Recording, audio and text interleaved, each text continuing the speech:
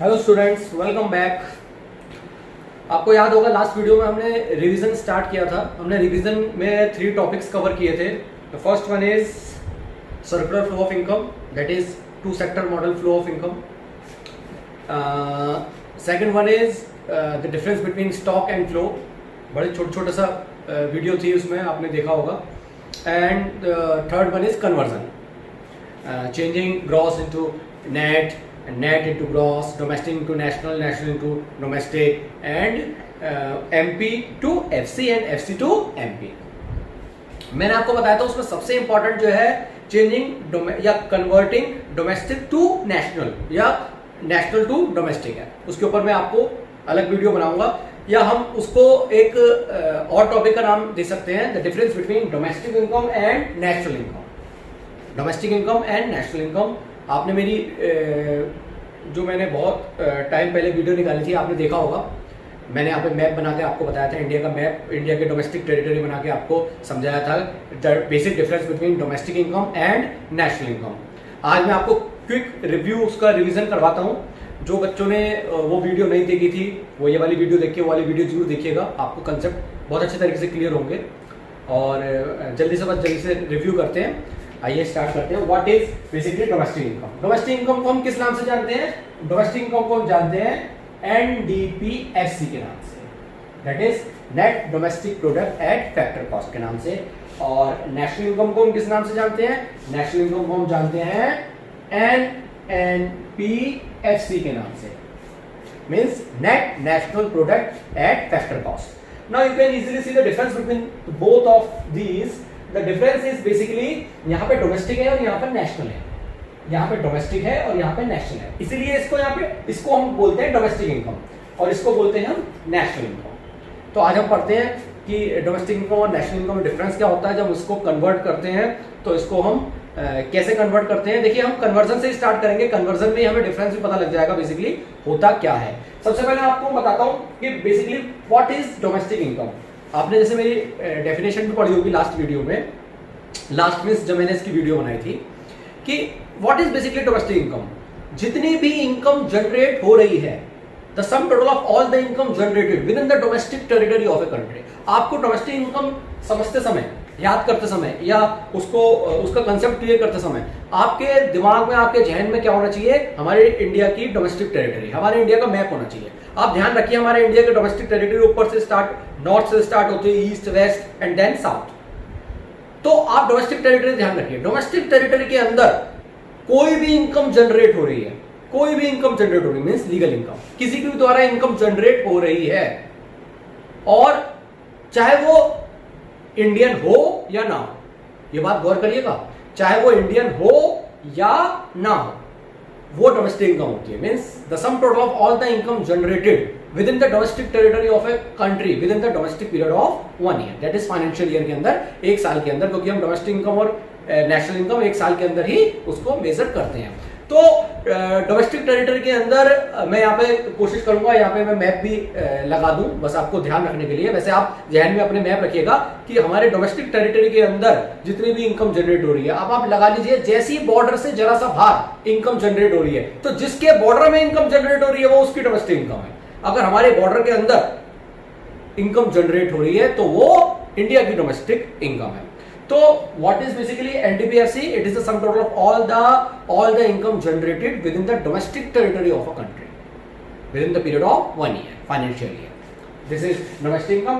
And what is national income? अब इस domestic income में अगर मैं NFIA ऐड कर दूं, means net factor income from abroad, अगर मैं ऐड कर दूं तो ये मेरा बन जाएगा नेशनल इनकम, मीन्स NNPFC। देखिए कितना इजी है। अब बस हमें इस वीडियो में हमें जानना क्या है? इस वीडियो में सिर्फ हमें यह जानना है कि जो बच्चे अच्छी तरीके से प्रैक्टिस कर चुके हैं उनके लिए एक रिव्यू हो जाएगा, और जिन बच्चों ने, वही जो सोए हुए बच्चे थे जो थोड़ा सा अब जागे हैं, और मैं भाई उम्मीद रखता हूं, आशा करता हूं या रिक्वेस्ट करता हूं आपसे, तो एटलीस्ट अब तो जाग ही जाइए। जो अब जागे हैं वो ये ढंग से समझ लीजिए, what is basically NFIA, net factor income from abroad. देखिए ये बहुत ही इंपॉर्टेंट कंपोनेंट है डोमेस्टिक इनकम और नेशनल इनकम को जानने के लिए। अगर हमने ये नहीं समझ पाए तो हम the difference between domestic income और नेशनल इनकम हम ढंग से नहीं समझ पाएंगे। तो व्हाट इज एनएफआईए, मैं यहां पे लिख देता हूं, NFIA is net factor income from abroad.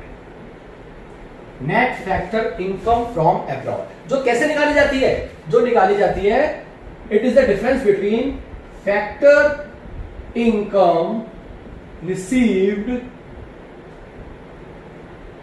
Minus factor income paid. Means factor income received from abroad.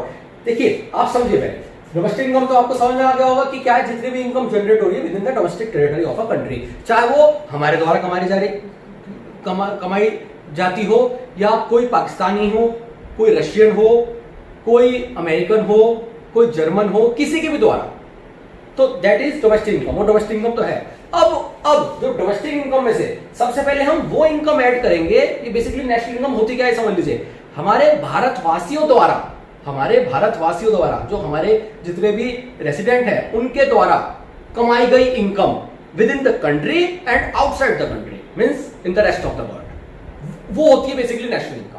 तो इसका मतलब क्या होगा, डिफरेंस क्या हो गया, डिफरेंस ये हो गया, डोमेस्टिक इनकम ये देखता है कि डोमेस्टिक टेरिटरी के अंदर कितनी इनकम जनरेट हो रही है, whether it is been earned by anyone, चाहे वो भारत का नागरिक है या नहीं है। बट नेशनल इनकम देख रहा है भारत के नागरिकों द्वारा कितनी इनकम जनरेट हो रही है, इनकम अर्न हो रही है। तो अब आप समझिए इसका डिफरेंस क्या है। इसका डिफरेंस का मतलब क्या हो गया कि जो हमारे डोमेस्टिक इनकम है, जो सिर्फ ये देख रही है कि डोमेस्टिक टेरिटरी के अंदर कितनी इनकम जनरेट हो रही है, उसमें एक तो वो इनकम ऐड हो जाएगी, कौन सी इनकम, जो बहुत से लोग ऐसे हैं जो हमारे भारत के अंदर नहीं रह रहे हैं, जो यूएसए में जाकर कमा रहे हैं मगर नागरिकता उसकी भारत की है, जो जर्मन में रहकर कमा रहे हैं, जो रशिया में रहकर कमा रहे हैं, जो इंग्लैंड में रहकर कमा रहे हैं, जो कनाडा में रहकर कमा रहे हैं and rest of the world. मतलब तो इसका मतलब क्या हो गया, जो भारत के नागरिक हैं वो बाहर रहकर जो इनकम कमा रहे हैं, उनकी सोर्स ऑफ इनकम बाहर से है, इनकम बाहर से जनरेट हो रही है, वो इनकम ऐड हो जाएगी इसमें, वो इनकम ऐड हो जाएगी। तो उस इनकम को हम क्या बोलेंगे, फैक्टर इनकम रिसीव्ड। बेसिकली इसका नाम क्या है, factor income received from abroad. Basically इसका नाम क्या है, factor income received from abroad. ये ऐड हो जाएगी और माइनस क्या हो जाएगी, माइनस हो जाएगी जो बहुत से लोग हमारे डोमेस्टिक टेरिटरी के अंदर रह रहे हैं और जो हमारे भारतीय नागरिक नहीं है, जो बाहर से रह रहे हैं, कोई अफ्रीका का रह रहा है, कोई जर्मनी का रह रहा है, मतलब रेस्ट ऑफ द वर्ल्ड का जहां का भी रह रहा है, चाहे वो नेपाल का ही रह रहा है, सही, बिल्कुल नेबरिंग कंट्री है, नेपाल का ही रह रहा है, सही। तो अगर वो हमारा इंडियन नहीं है तो इसका मतलब क्या हो गया कि वो कौन सी इनकम है जो इंडिया से वो कमा के जा रहा है या इंडिया में जनरेट कर रहा है, वो है factor income paid to abroad, basically paid to abroad. इसलिए मैंने छोटा इसको बना दिया, factor income received minus factor income paid.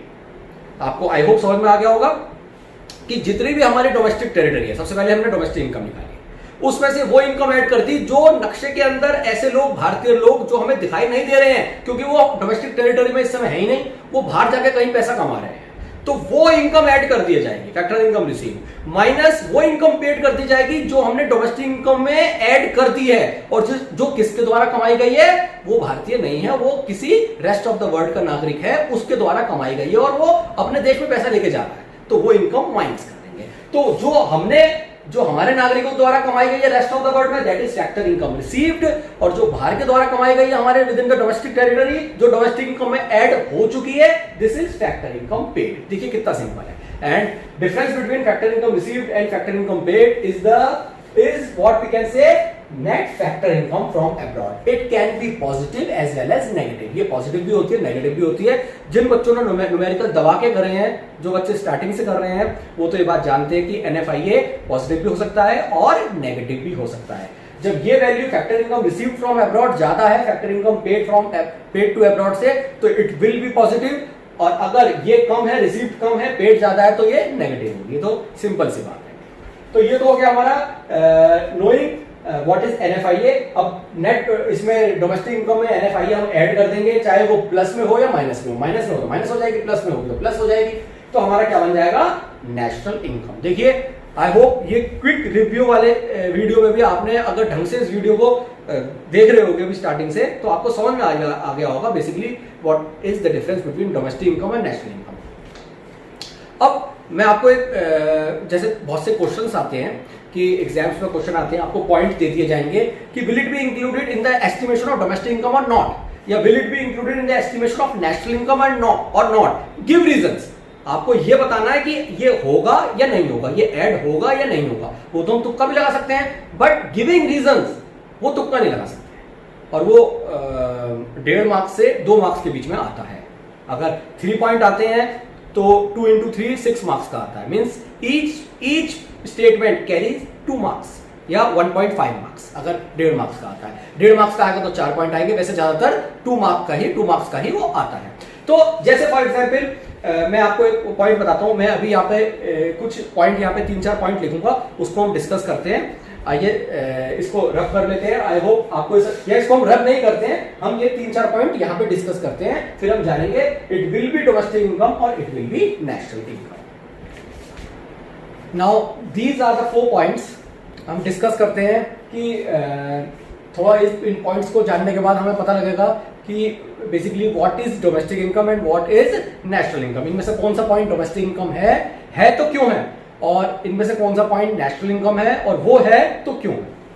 आइए फर्स्ट पॉइंट क्या कहता है, profit earned by an Indian bank from its branches abroad. Profit earned by an Indian bank, हमारे इंडियन बैंक के द्वारा प्रॉफिट कमाना, हमारे इंडियन बैंक के द्वारा प्रॉफिट कमाना फ्रॉम इट्स ब्रांचेस अब्रॉड। इसका मतलब उसकी कई ब्रांच कहां पर है, अब्रॉड में है। उसकी ब्रांच कहां पर है, अब्रॉड में है। तो आप खुद सोचिए कि जब उसकी ब्रांच अब्रॉड में है तो प्रॉफिट कहां से जनरेट हो रहा है, प्रॉफिट कहां जनरेट हो रहा है। फॉर एग्जांपल अगर मैं के चलता हूं, उसकी ब्रांच यूएस में, यूएस में उसकी ब्रांच है, अब्रॉड यूएस मान लेते हैं, यूएस में उसकी ब्रांच है, तो वो यूएस के नक्शे के अंदर, यूएस के मैप के अंदर इनकम जनरेट हो रही है, इंडिया के मैप के अंदर तो इनकम जनरेट नहीं हो रही। तो इसका मतलब क्या हो गया, ये profit earned by an Indian bank, Indian bank के द्वारा जो प्रॉफिट कमाया गया है फ्रॉम इट्स ब्रांचेस अब्रॉड, ये डोमेस्टिक इनकम तो इंडिया की नहीं है, बट ये नेशनल इनकम है। ये नेशनल इनकम क्यों है, क्योंकि it is a part of factor income received from abroad. याद है मैंने आपको बताया था, ये factor income received from abroad, ये डोमेस्टिक इनकम में से ये ऐड हो जाता है नेशनल इनकम करते समय। तो ये factor income received from abroad है, ये वाला पॉइंट, फर्स्ट वाला पॉइंट। क्योंकि आप खुद सोचिए, हमारा देश का कोई भी ब्रांच, चाहे वो कोई कंपनी हो, चाहे वो कोई बैंक हो, वो बाहर जाके मुनाफा कमा रही है, लेके तो भारत में ही आएगी। तो इसका मतलब क्या हो गया, this is factor income received from abroad. तो ये नेशनल इनकम तो है, नेशनल इनकम में तो ऐड होगा, बट ये डोमेस्टिक इनकम नहीं है। सेकेंड पॉइंट पढ़ते हैं, सैलरी। ढंग से देखिएगा बेटा, salary paid to NRI, non resident Indian है कोई, उसको हम सैलरी पे कर रहे हैं working in Indian embassy in America. America में वो इंडियन एम्बेसी के रूप में काम कर रहा है, अमेरिका में वो इंडियन एम्बेसी के रूप में काम कर रहा है, और है कौन, वो एनआरआई है। तो इसका मतलब क्या हो गया, इसका मतलब ये हो गया कि आप ढंग से समझिएगा कि अगर मैं डोमेस्टिक इनकम देखता हूं, वो रह कहां रहा है, वो रह रहा है अमेरिका में, मगर इनकम जनरेट कहां हो रही है। देखिए ये ध्यान में रखना पड़ेगा कि इनकम कहां से जनरेट हो रही है, चाहे वो व्यक्ति यहां रह रहा है या नहीं रह रहा है। अगर वो व्यक्ति अमेरिका में रह रहा है और इनकम उसकी जा रही है भारत से, उसकी इनकम भारत से जा रही है, जैसे वो एनआरआई है, वो इंडियन एम्बेसी काम कर रहा है, मगर वो रह कहां रहा है, वो अमेरिका में रह रहा है, मगर वो पैसा कहां से ले रहा है, वो इंडिया से पैसा ले रहा है। तो इसका मतलब इनकम जनरेट कहां से हो रही है, इंडिया के मैप के अंदर से इनकम जनरेट हो रही है। तो ये डोमेस्टिक इनकम तो है, बट ये नेशनल इनकम नहीं है। ये नेशनल इनकम क्यों नहीं है, क्योंकि वो एनआरआई है, वो भारत में लेके पैसा नहीं आ रहा है, वो अपने देश में लेके जाएगा, वो भारत में लेके नहीं आ रहा है, वो एनआरआई है। तो इसका मतलब क्या हो गया कि वो जो है हमारा, जो वो पैसे लेके जा रहा है, इंडियन एम्बेसी के रूप में काम कर रहा है, ये कौन सा पॉइंट हो गया, ये हो गया factor income paid to abroad, क्योंकि वो बाहर वाले व्यक्ति को हमने दिया है, हमारा नागरिक नहीं है, वो बाहर वाले व्यक्ति को हमने दिया है। इट मींस ये डोमेस्टिक इनकम है, क्योंकि इनकम भारत के अंदर से जनरेट हो रही है, मगर वो नेशनल इनकम नहीं है। तो आपको पॉइंट समझ में आ गया होगा कि हम, ऐसा भी हो सकता है कोई व्यक्ति भारत के अंदर ना रह रहा हो और वो इनकम जनरेट भारत से ही करवा रहा हो, चाहे वो रह रहा हो या नहीं रह रहा हो, अगर उसकी इनकम यहां से जा रही है। जैसे मैं एग्जाम्पल के रूप में आपको बात बताता हूं कि कोई बैंक है, वो बैंक इंग्लैंड में है, इंग्लैंड में बैंक है और वो बैंक में कोई भी कर्मचारी है वो इंग्लैंड का ही नागरिक है, वो इंग्लैंड का नागरिक है, मगर वो पैसा कहां से लेके जा रहा है? वो पैसा भारत से लेकर जा रहा है। एसबीआई की मेन ब्रांच उसको पैसा दे रही है, तो वो उस नेशनल इनकम किसकी ऐड करेगा? वो इंग्लैंड की नेशनल इनकम ऐड करेगा, वो भारत की नेशनल इनकम ऐड नहीं करेगा, मगर वो हमारे डोमेस्टिक इनकम ऐड कर देगा, क्योंकि वो इनकम कहां से जनरेट हो रही है? Within the domestic territory of a country. I hope आपको समझ में आ गया होगा।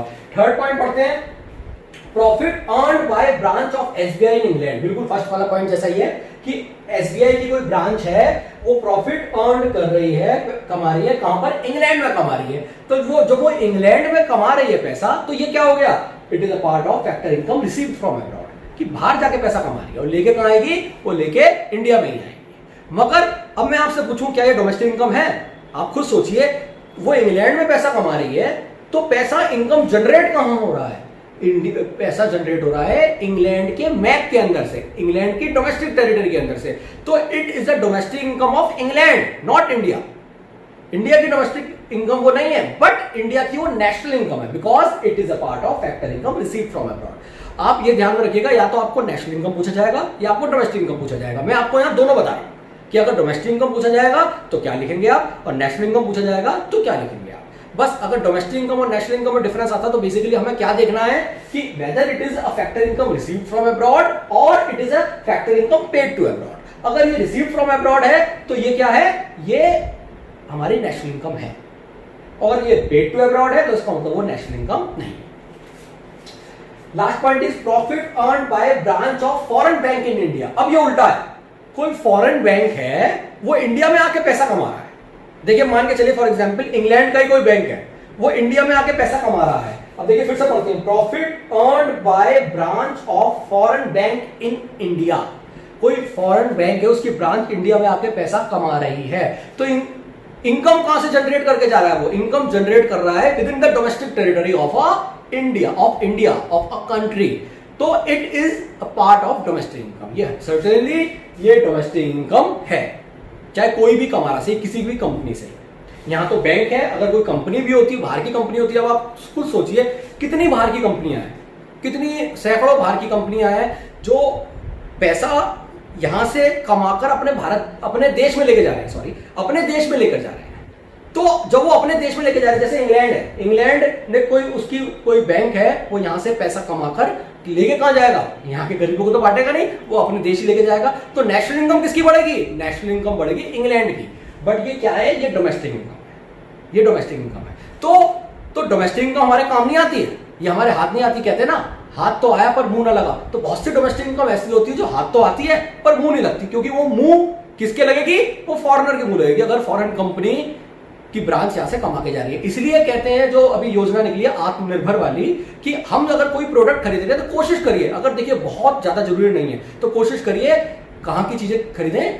हमारी डोमेस्टिकली जो प्रोड्यूस गुड है, जो हमारी भारत की चीजें जो प्रोड्यूस गुड है वहीं से खरीदें, क्योंकि यहाँ की डोमेस्टिक इनकम भी बढ़ेगी और यहीं की नेशनल इनकम भी बढ़ेगी। अगर हम डोमेस्टिक इनकम यहाँ की बढ़ाते चले जाएं और नेशनल इनकम किसी और देश की बढ़ेगी तो वो बहुत फायदा हमारे देश के लिए नहीं पहुंचाती है।